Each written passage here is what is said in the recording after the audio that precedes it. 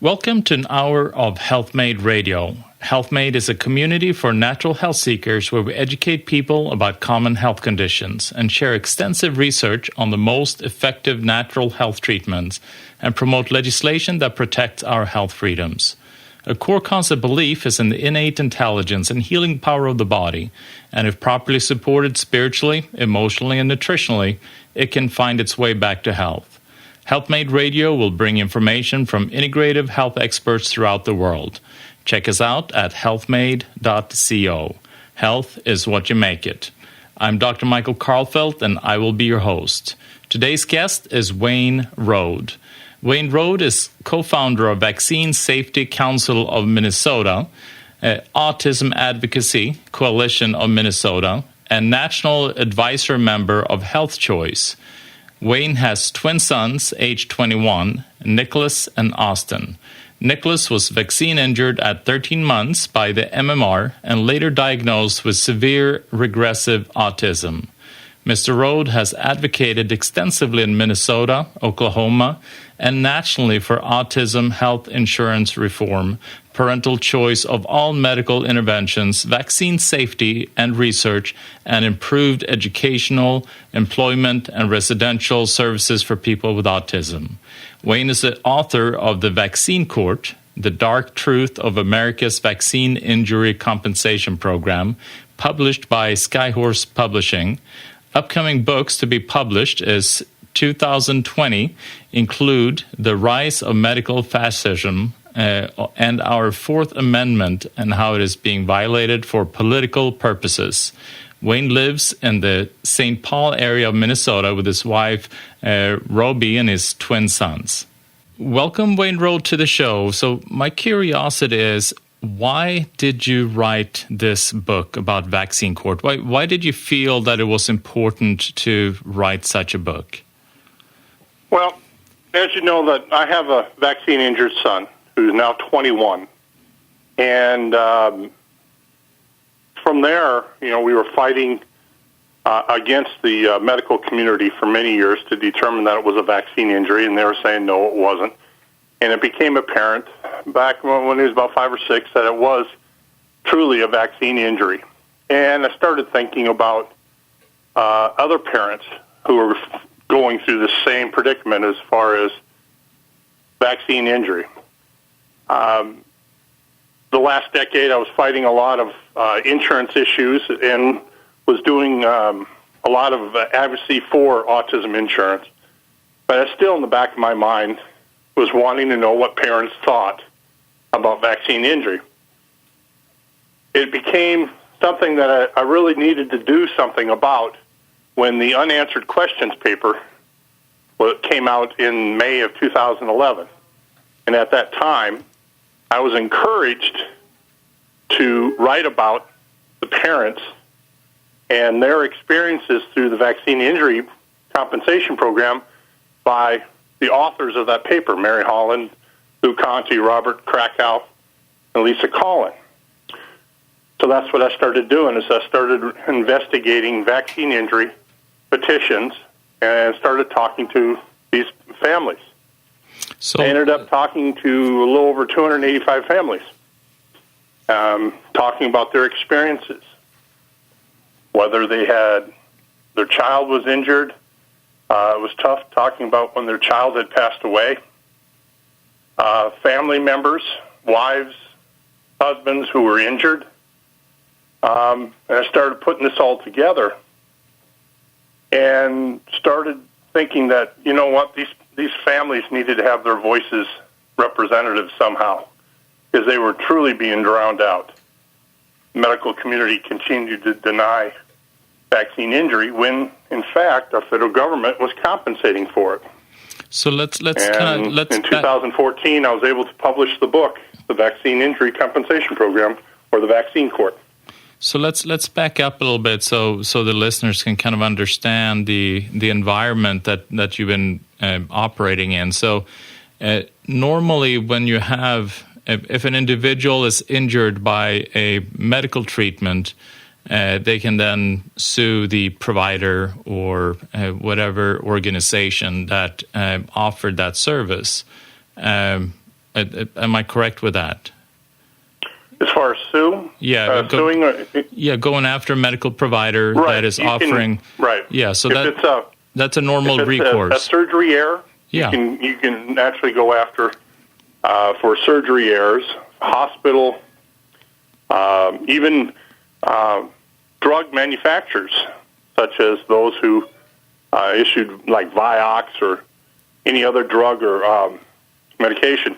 But in the United States, pharma manufacturers who produce vaccines are immune from product defect lawsuits. So how did that come about? Because, I mean, that is quite unique from any other kind of medical services that are provided or any pharmaceutical drugs are provided where the consumer has the ability to go after somebody that is causing harm to them, correct? So how is it different with vaccines? Well, the way the program was established back in Congress passed the legislation back in 1986. Prior to that, there was a lot of lawsuits that were being filed against the manufacturers of the DPT vaccine in the late 70s and early 80s. And because of horrible injuries and deaths that were racking up, that DPT vaccine was probably one of the dirtiest vaccines ever produced. No one really knew how it worked, yet they kept producing this. And the manufacturers were threatening to pull out of producing the vaccine in the United States if Congress wouldn't do anything about it. So Congress basically wrote a program to provide immunity, if you will, to the vaccine manufacturers. And that was passed in 86. The program went into effect in October of 88. And that's how we started down this path. So now what's interesting... Was just a question. So if this vaccine caused so much harm, you saw death and it was a dirty vaccine, why would Congress want to protect somebody that was causing harm to the American public? Well, that's a good question. And the fact is that the program was established for 7 childhood vaccines, the DPT being 3 of them, diphtheria, pertussis, and tetanus, and then you have the measles, mumps, and rubella, and then polio. Yet it was the DPT manufacturers that were threatening to pull out, meaning so there would be nobody to produce this vaccine, so Congress fell for the act, in my opinion, and said, no, we need to protect, to have an adequate supply of vaccines for the children, even though this vaccine was harming many, hundreds and hundreds of kids, thousands of kids, and killing several hundreds of kids in the United States alone. That was just that DPT vaccine. And was it something that a lot of people don't know is that once the act was completed and the program was established, over the next series of a few years, most of these manufacturers quit making that DPT vaccine and moved on to something else. So it could be, you could look at it as, hey, they knew they had a bad product. So what they did is they went to Congress and sold them a bill of goods that said, hey, we're going to stop producing the vaccine unless you give us immunity. So they get the immunity, and then they stop making the vaccine, and we moved away from the DPT and moved into the what we call the current day DTaP, which is not as dangerous and also probably not even effective towards whooping cough. So I think the American public and Congress got hoodwinked, if you will, in regards to the manufacturers of the DPT. So because you have all these proponents for vaccines that are saying that all these anti-vaxxers are just full of it because the vaccines are just good. I mean, that's God's gift to the world, and there's no danger associated with it in any shape or form. And we can inject ourselves. I mean, we can get as many shots as we would like and still be safe. So here we then have a history of that, because of all the impact of the deaths and injuries. This was the reason, due to vaccine. This was a reason why Congress had to create this act. Right. So then there's no question about there is a possible danger with vaccines. Well, to continue to pull this charade, if you will, against the American public, the medical community continues to ignore what we call vaccine injury. And they say there is no vaccine injury, or it's very, very rare. Matter of fact, some of the people within the NIH and within CDC have all claimed that if a vaccine injury doesn't happen within the doctor's office, within just minutes of administering vaccine, it's not a vaccine injury. And thus, they just keep ignoring what's happened, and we see that's false. But yet you have a medical community that's sworn to that type of a concept, of that belief, and you have kids who have died from SIDS, 24 hours later or 36 hours later, and they're saying no, that's not. There's no association with the vaccines, the 6 vaccines that they received the previous day. It's SIDS. Well, the medical community can't even define what SIDS really is. It's just a catch-all, and it's for them to continue this blind ignorance and a charade against the American public. Vaccine injury doesn't exist.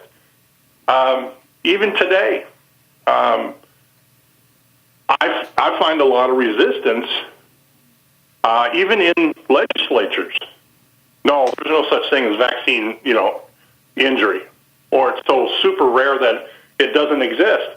Well, the comeback to that is, then why did we create a program to create immunity for vaccine injury? Yeah, if it doesn't exist.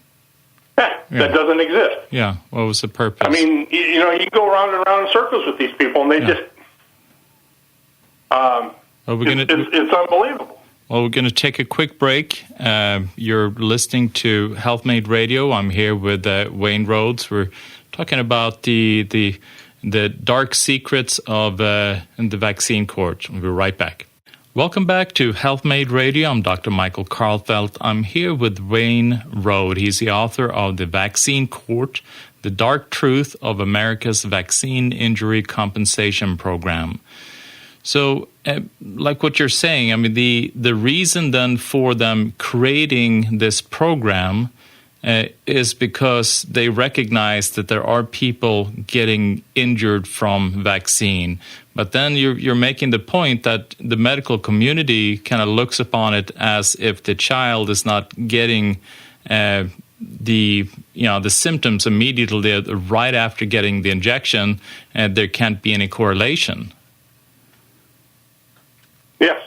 So with issues that have come about where people are dealing with, you have autism one, but then you also have all these kind of autoimmune disorders that they're starting to now associate with autism, obviously, or not with vaccine. Obviously, if there is an association between, the vaccine wouldn't immediately trigger ulcerative colitis. You wouldn't have that immediately on the spot. It would take time. Right. Yeah, so it's the same as if you would get infected by a virus, or you have some kind of infection. You wouldn't. It's not always that you exhibit the symptoms immediately. It may take time.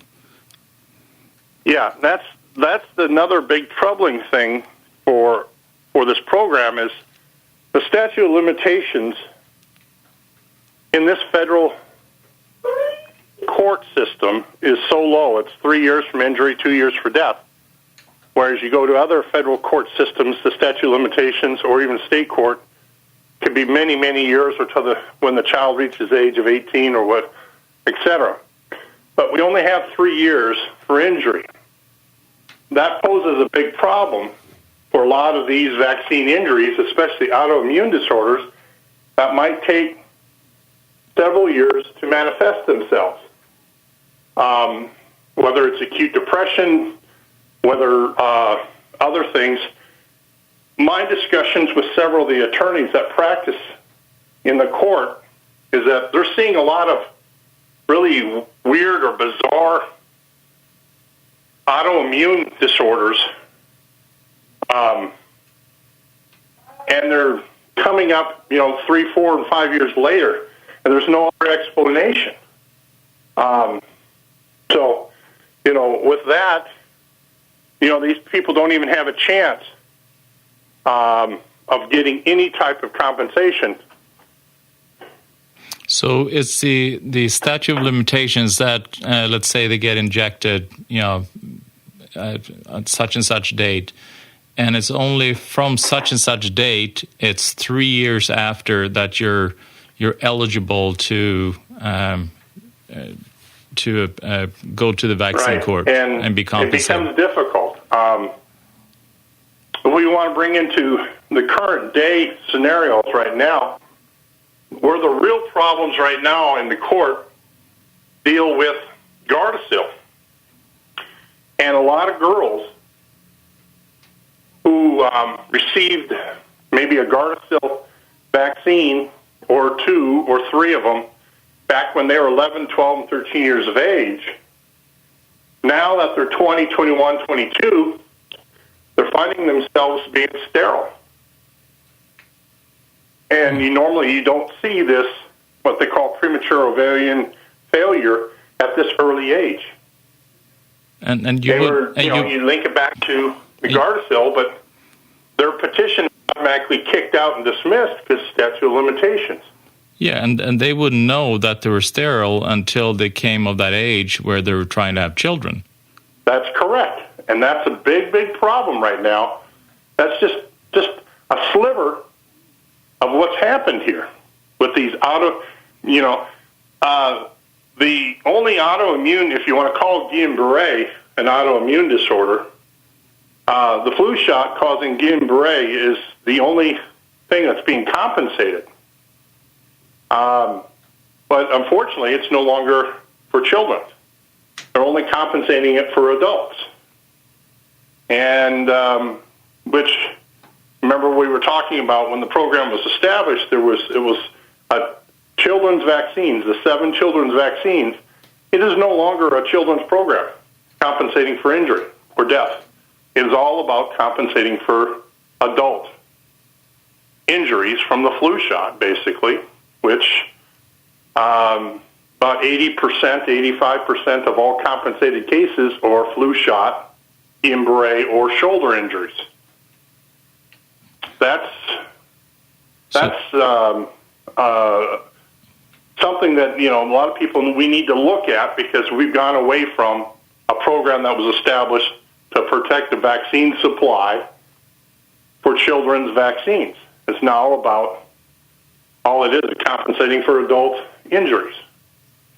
Yeah. And the program probably needs to be looked at and reformed, revamped. I seriously doubt it'll ever be repealed, because there's too many people that are benefiting from it. Our federal government benefits from it, so why would they want to repeal it? So how are they? But we could reform it to at least give us a fighting chance. How are they benefiting? How's the federal government benefiting from this program? Well, from a political standpoint, you have both parties benefiting from it. You have the Democratic Party is very pro-vaccine, immunization program. The Republican Party is really much about tort reform, and that's what this program really is. It's about tort reform. There's a lot of industries coming to Congress and saying, we want the same protections, whether it's construction, manufacturing, whatever. They want the same protections as vaccine manufacturers have. They would love it to stop, the onslaught of lawsuits, and whether it's from talcum powder or whether it's from construction materials or whatever, things like that. So you have that political apparatus there. The federal government makes a tremendous amount of money off this program. Oh, how so? Well, every month, the proceeds, the sales, the what we call the excise tax on the sales are sent from the manufacturers to the U.S. Treasury. The U.S. Treasury receives that money and then actually takes most of it and converts it into T-bonds, T-notes, or whatever. It's IOUs, much like the Social Security lockbox. You remember those debates from years past. Yeah. So the cash is then put into Uncle Sam's pocket to use for whatever, to fund wars, to pay for highways, to whatever it is. And so you have that amount of money. Now, during my investigations and looking into this program, I found out that there's many trust funds that the federal government administers, and they have, through the IRS code, the ability to take 25% of the proceeds as an administrative fee. So for every 75 cents coming in for every vaccine, it's actually 59 cents goes into the trust fund. The rest goes into Uncle Sam's pocket. So you have a moneymaker there. And that's what we have some problems. We've got federal government making money. You have the political parties, wanting their program to stand pat because it suits their political agenda. And so it's very difficult. We do not have the political capital to overturn that. And then once Bruzewitz versus Wyeth Labs, the Supreme Court ruling came in February 2011, which basically shut the door on our ability to exit the program and file in state court. The ability, or the program is now the exclusive remedy. So if you have a vaccine injury, all you can do is go into the vaccine court and take your chances. If you're a child, forget it. It's not going to happen. And that's basically going to be dismissed. Like all these autism claims are going to be all been dismissed. And other types of, seizures, most seizure claims now are being dismissed. There really isn't much that a child can get compensated for these days. Well, we're going to take a quick break. I want to learn a little bit more about that, actually. You're listening to HealthMade Radio. I'm here with Wayne Rohde. We'll be back in a minute. Welcome back to HealthMade Radio. I'm here with Wayne Rohde. I'm Dr. Michael Karlfeldt. Wayne, so you're talking about, you have the vaccine court, and that is the only remedy if you're vaccine injured in any shape or form that an individual can take. They can't go after the vaccine manufacturers or the federal government or anyone in any other shape or form. And then you were mentioning that all the children's claims, pretty much, the one dealing with autism or dealing with you have seizure disorders, which I've actually a number of those patients in my clinic where they get the vaccine, and you have elite gymnasts that all of a sudden, obviously with seizures, they cannot do gymnastics anymore. So these people, all those cases are getting thrown out because what again? Because why? Policy decision that they do not want claims to move forward for childhood vaccine injuries. So, so we're talking, you have a child, let's say a child gets vaccine, and for some reason they die. And it's a strong correlation between the two. They are not able to pursue that? Well, they can file the petitions, and there was a recent case that's taken filed in 2013, And it was a SIDS case. It was obviously a SIDS case. And it was compensated a year and a half ago. So it took us several years. The federal government appealed, and they kept appealing up to the federal circuit to get to the right set of judges that they wanted to get, judge shopping, if you will, to get the right set of judges to have the appeal and have the decision be overturned. And so now a compensated case, a decision to compensate, and they has now been overturned, and on some weird technicality, and it would take me about 2 hours to explain. But I've read nearly 600 pages of those decisions as it accumulates there. Now the case is now being appealed up to what they call the Federal Circuit Court of Appeals, which is one step below the U.S. Supreme Court. And the petitioner is appealing, and we don't know how it's going to go. But I truly believe, in talking with other attorneys, is that they don't want SIDS cases to move forward. They don't want them to be prevalent. And it's a shame. It really is that you have children who pass away 1 day later, 2 days later. Prior to the autism omnibus that started several years ago, 10 years ago, there was an omnibus for what we call premature pediatric death from hepatitis B vaccines. There was 25 cases in it.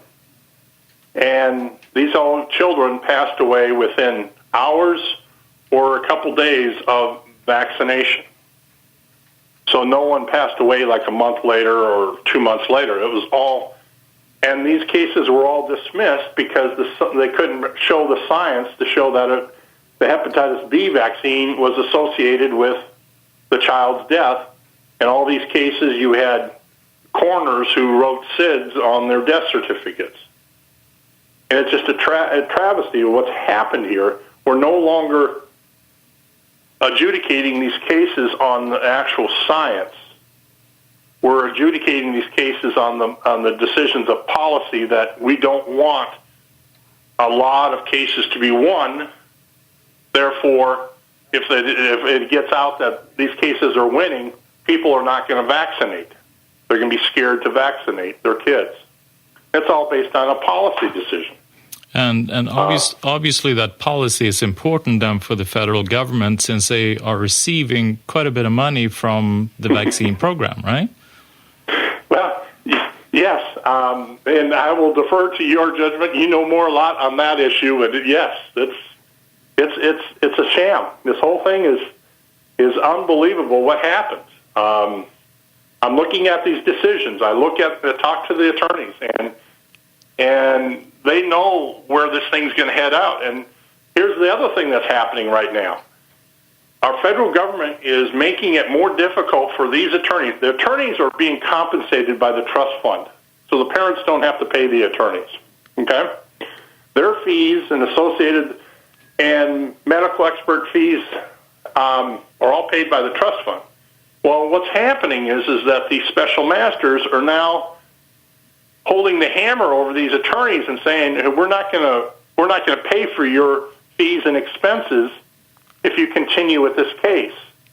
And they're challenging them on what we call reasonableness. And so therefore, these attorneys are going back and they're aggressively screening calls. And last week I had a conference call with 3 different attorneys, and we were just talking about this very same matter. And they're saying anywhere from 10 to 15 to 1 is what the number of calls that they take and they turn down for every one that they take. So they might receive 15 phone calls, and they got to say no to them to get to the one that they can take and move forward with. So we really don't know the number of. We got a lot of people who are wanting to file petitions that they can't find an attorney to do so, because these attorneys are saying, if I file, it's going to cost me $5,000, $6,000, $7,000, $8,000 to work the petition all the way up, and I'm not going to get compensated for it. So how many of those cases does he need to have running? He can't afford to do that either. So we're getting attacked on the attorney side, and then we're also being attacked on the policy side. And it's just nuts. And it's gotten worse. And, this year, 94% of all settled cases or compensated cases are adults. So that's 6% that are children. That's this year alone. That's crazy. That's outrageous. When it was established as a childhood vaccine injury compensation program. And the amount of vaccines when it was initiated compared to what exists now, at that time you said there were 7 vaccines. Right. How many are we dealing with now? I think there's 16 or 17, and then you have, all the boosters and everything else. But here's the other twist to that. Most of the new vaccines that have been added to this program, since like Gardasil and hepatitis A and all those back in 2006 and 2007, when they established the program, they said, okay, the measles vaccine might cause an allergic reaction, anaphylactic reaction. It might cause seizures and a few other known injuries. All these different vaccines, these all 7, had known injuries. That was what we created, an injury table. And the new vaccines that have come on, they don't even put injuries in it. So basically, you've gone from where you have a Gardasil vaccine and the girl died. That's not even a known associated injury. So you had to prove that. And it's ridiculous. So instead of going from 1 to 2 years to the process, 3, 4, 5, 6, 8, 10 years, and then you get dismissed. And I talked to one mother. I was doing an interview out in New Mexico, who her daughter died of a Gardasil. And it was the 3rd in the series, and they found her in the shower. Apparently she got the vaccine the day before. She was taking a shower, getting ready to go to college, school the next day, and they went over. She didn't show up, and so the mom went over there the next day and found her in the shower. She collapsed. But they had no proof that it was associated with it. Just because so it was not. These things are it's frustrating. It's mind-boggling. It's anything. All your emotions are line up here, and I'm just doing the interview. These parents are living through the nightmare. Yeah, losing their daughter. Yeah. No. Tough. I mean, it is really, really tough. And these parents are struggling. They don't know what to do. And this federal program that was supposed to be there to award those rare injuries is not there for them anymore. Yeah. We're going to take a quick break. You're listening to HealthMade Radio. I'm Dr. Michael Karlfeldt. I'm here with Wayne Rohde. He's the author of The Vaccine Court, The Dark Truth of America's Vaccine Injury Compensation Program. We'll be right back. Welcome back to HealthMade Radio. I'm Dr. Michael Karlfeldt. I'm here with Wayne Rohde. He's the author of The Vaccine Court, The Dark Truth of America's Vaccine Injury Compensation Program. So you mentioned that this vaccine injury compensation program, that it shifted then from being focused mainly on children, and now it is only adults. You said like 94% of the ones getting compensated are adults, but the children are the ones that obviously get the most of the vaccines and also get the brunt of the impact of the vaccine. So what I'm curious about is that since the initiation of this program, how much has been given to people to compensate for the vaccine injury to date. Do you know that figure? Yeah. It's approximately $4.1 billion has been paid out. Now, that includes the compensation awards, but also all the expenses for the attorneys, but also for the medical experts that are called upon to testify on behalf of the petitioners. So if about $4.1 billion. Of that, $3.8 billion is actually compensated awards, and then $300 million for attorney fees and medical expert fees over the course of the program.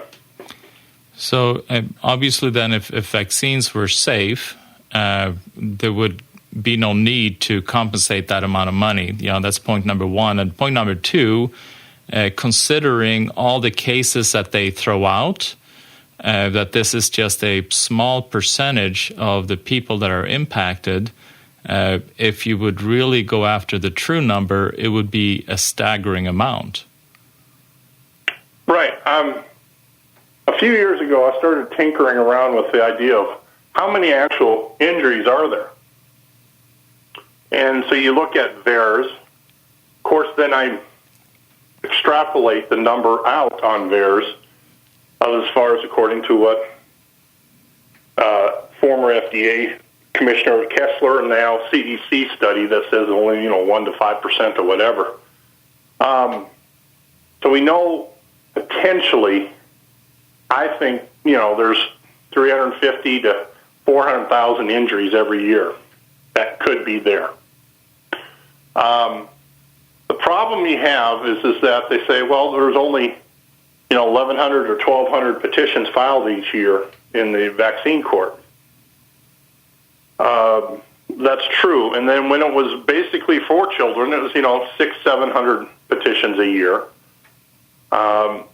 Here's the problem is that to get to filing a petition, many families have to relive what happened to their child, and the amount of effort and work that needs to be done is tremendous. So most families, and I've talked to quite a few of them, who decided not to pursue filing a petition for compensation. They just said, we don't have time. Our daughter or our son, demands 24/7 care from us, and we can't, no insurance coverage and no outside health care.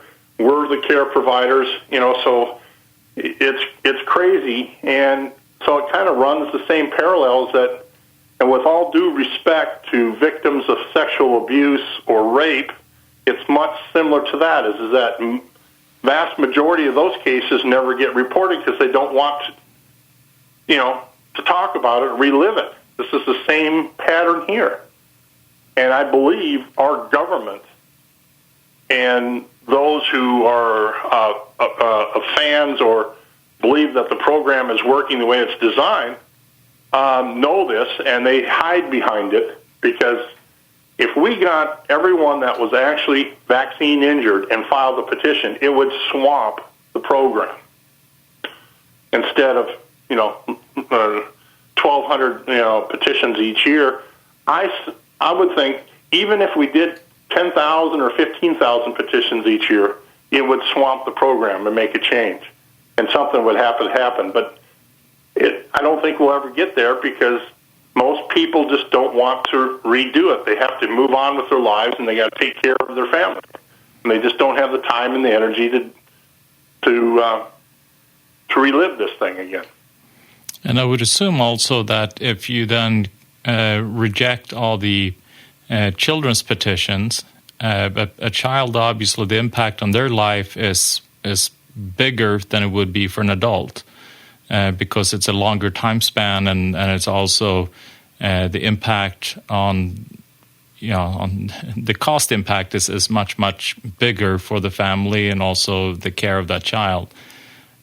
You're correct, and actually you're touching on something that is, when you look at the average compensated award from the program for a child is 3 to 4 times the cost as it is for an adult.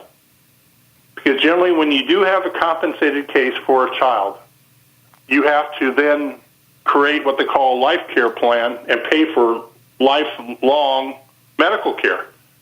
And so you have these annuities that come inside these awards that, if they live out to the full lifespan, could be worth, 20, 30, 40 million dollars each. So the cost is, or the amount of the damage award for a child is several times greater than generally for an adult.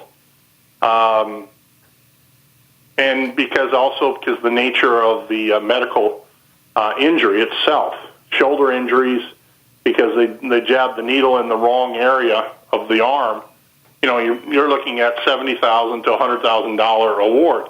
When you look at a child who is severely injured from the MMR and hepatitis B, you might look at a $5, $6, $7 million award. You see the difference in the compensation there.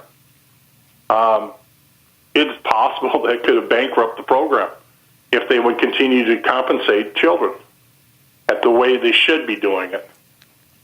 Maybe that's another policy decision that they just don't want that to happen. Yeah, exactly. Financially, they just can't, they can't carry that burden, but they don't want the program to go away because it is, like you said, it's a big cash cow.